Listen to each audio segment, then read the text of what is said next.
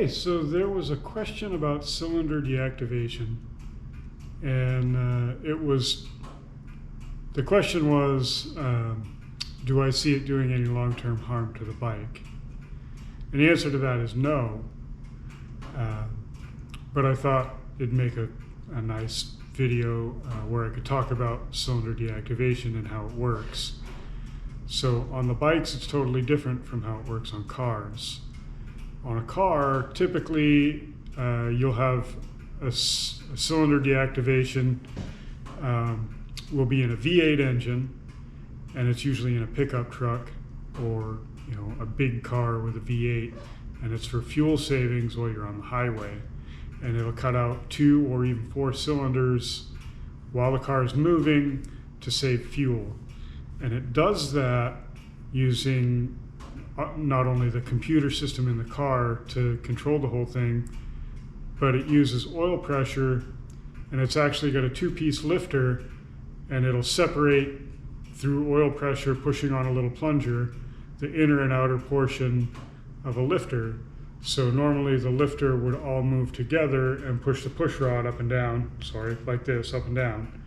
And then oil pressure will be directed through a solenoid by the computer. The computer will activate the solenoid, oil pressure will go, and it'll push a little pin in the lifter, and the lifter will separate, and there'll be a little spring in there, and the lifter will be, the half of the lifter that's against the push rod will be held in place by the valve spring and the push rod and everything, and the bottom half that rides on the cam will just ride up and down, and they'll just slide past each other until the computer decides it needs all cylinders on the V8, and it'll relieve the oil pressure by closing that solenoid. And when the cam gets back to the base circle, the outer part of the lifter will drop down, the pin will pop itself back into place, the 2 halves will lock together, and you get that cylinder back. On bikes, Harley Davidson and Indian both do it. I don't know if other manufacturers do or not, but on bikes it's not for fuel mileage, and it doesn't happen while the bike is moving. On a bike, your rear cylinder deactivation is to prevent the vehicle from overheating, and it only does it when you're stopped and at an idle. And from the manuals, I've got the Thunderstroke manual,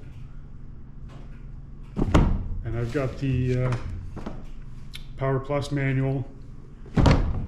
Mechanically, everything's identical on both cylinders, so there's nothing happening mechanically to mess with anything, to change the way anything's working in the engine while the cylinder's deactivated. So it's purely done through the computer. And a Harley Davidson, I've had enough of them apart. There's nothing different mechanically happening between the front and rear cylinders. The lifters are the same, the cams are the same, the rockers are the same.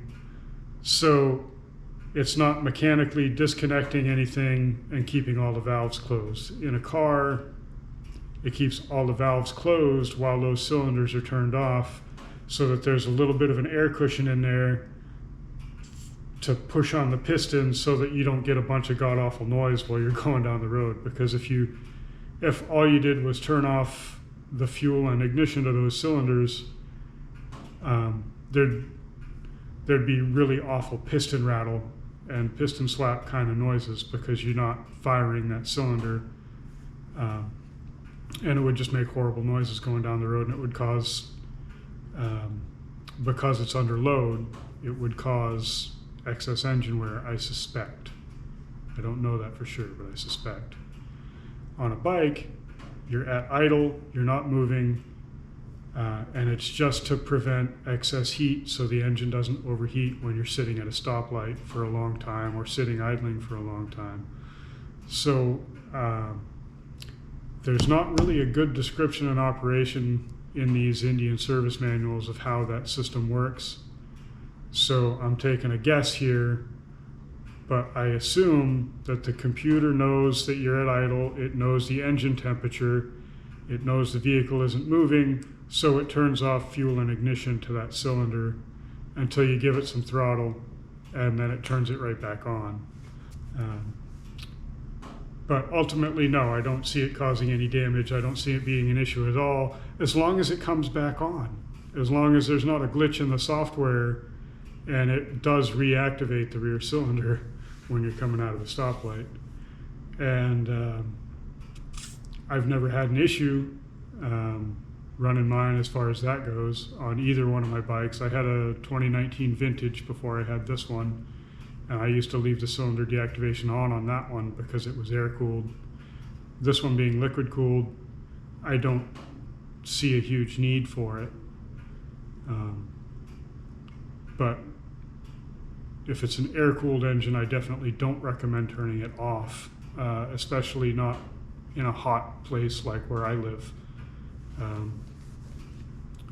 But yeah, no, it should not cause any damage. You've got oil pressure to everything all the time. All it's doing is turning off ignition and fuel. So there's your answer on that.